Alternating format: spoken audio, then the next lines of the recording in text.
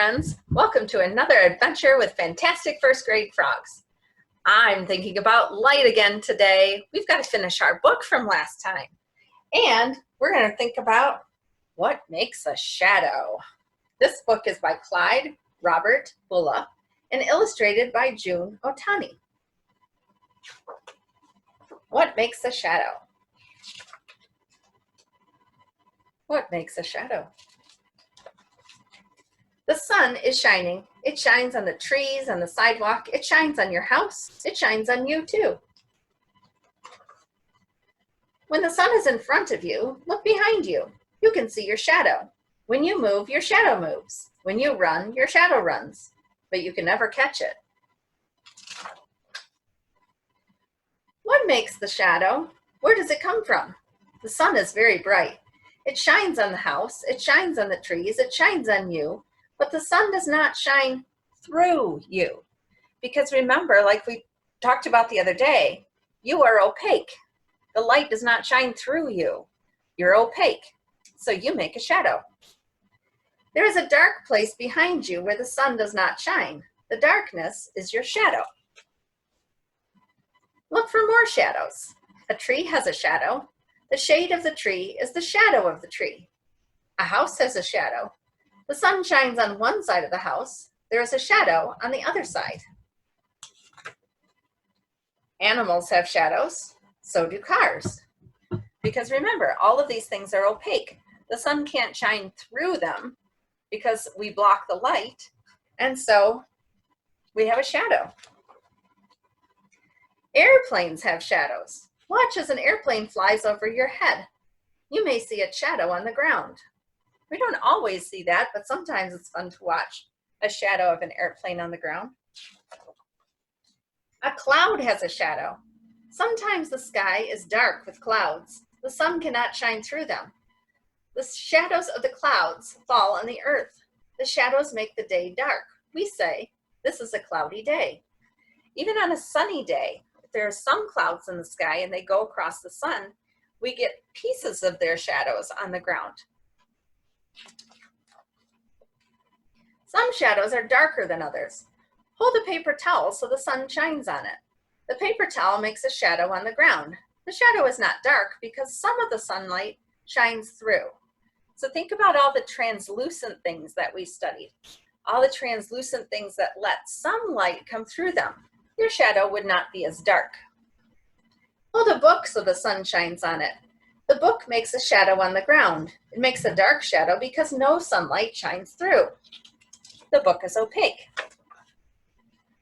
Watch the sun go down. Watch the night come. Night is a shadow. Really? The sun shines on one side of the earth. The other side is in shadow. The shadow makes the night. Well, that's kind of interesting, isn't it?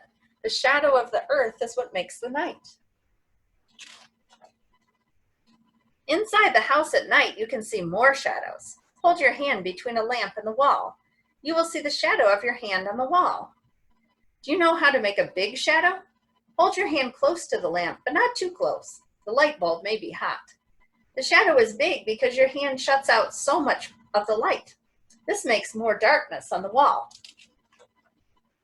Move your hand away from the light. Move it farther and farther away. Now the shadow on the wall gets smaller and smaller and smaller. It is smaller because your hand does not shut out so much light. There is less darkness on the wall. You can have fun with shadows. Hold your hands between the light and the wall and make shadow pictures. You can make a duck or a dog or a rabbit.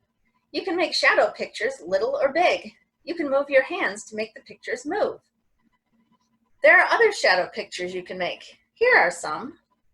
Maybe you can try some shadow shapes with your hands. See what you can make. Look for shadows. How many can you find? When you find shadows, see if you can discover what makes each one. And there are some kids making an elephant shadow on the ground. Now, friends, we're going to finish up the middle part of that book that we started reading the other day. Remember, we started reading all about light. and the author's name is Angela Royston. But we stopped when we got to our experiment about testing materials to see if they were opaque or translucent or transparent. Now we're going to take a look at shadows. An object that blocks all or some of the light makes a shadow. The shadow is a patch that is less well lit than the area around it. Opaque objects make the darkest shadows. It says the tree makes a shadow when the sun shines on it. An opaque or translucent object makes the shadow because light always travels in a straight line. Light cannot bend around an object to light the area behind it. It says the dog is in the shadow of the wall where the sunshine cannot reach it. So when we say we're standing in the shade, we're actually standing in a shadow that a tree has made or a house has made. Shapes of shadows. A shadow has a similar shape to the object that makes it. You can test this. Stand in front of a window on a sunny day. Move your arms and legs and watch what happens to your shadow. It says as you move your arms and legs, your shadow changes shape. Sometimes the shadow is longer than the object and sometimes it is shorter. However, the shadow always has the same outline as the object. You can use your hands and fingers to make a shadow shaped like a dog. Or maybe a duck. Or maybe you can make an elephant. Now here's an experiment about measuring shadows. You can try this too. We're going to try it here with a flashlight and see if we can make a shadow bigger or smaller. So I have a little bear here and we're going to turn on the flashlight and put him right up against the board. By the way, this is not Jerry the camera bear. This is just a little brown bear friend that I have. Okay, I have a white board behind him and you can use a white piece of paper. We're going to mark down where his shadow is when he's right up against the board, like that. When we move him a little bit closer to the light, we see that his shadow is a little bit bigger. It's up here. And now when we move him a little bit closer to the light, oh my, his shadow's up here. And when we move him even closer, oh wow, his shadow fills the whole paper, the whole board. Wow.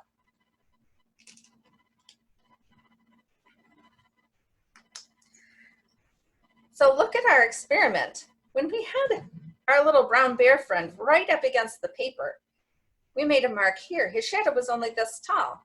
But as we moved it closer and closer to the light, his shadow got bigger and bigger. You can try this at home too. All you need is a flashlight and some little friend and a white piece of paper. See what kind of shadow experiments you can do. When you move the flashlight farther away or closer to the board, what happens? It's kind of exciting to play with a flashlight, isn't it?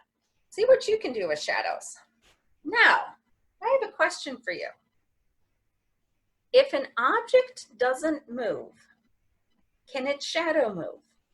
Now think about it. When you're on the playground playing, you're running around, your shadow is moving behind you, right? Because the sun is shining on you and your shadow is moving because you're moving. But if you stayed absolutely still and you didn't move and you stood in the same spot all day, would your shadow move? I'd like you to watch this. This is a little series of video clips of what happened when our friend, the king frog, went outside and stood in the sun all day. Do you think his shadow moved? Well, watch this and see.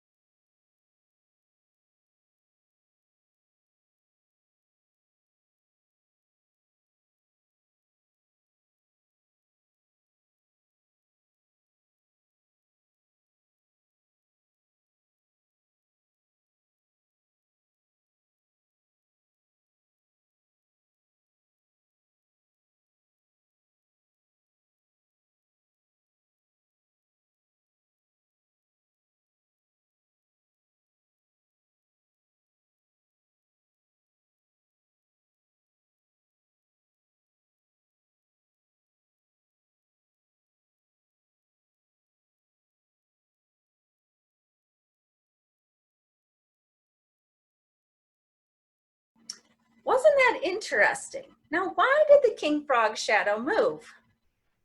Think about the sun. What does the sun do? Well, the sun comes up in the morning in the east, and it moves across the sky all day. At about noon, it's about straight up above us, and then it moves and sets in the west. So our shadows, even if we don't move, will move because the sun is coming from a different direction. Try that with a flashlight.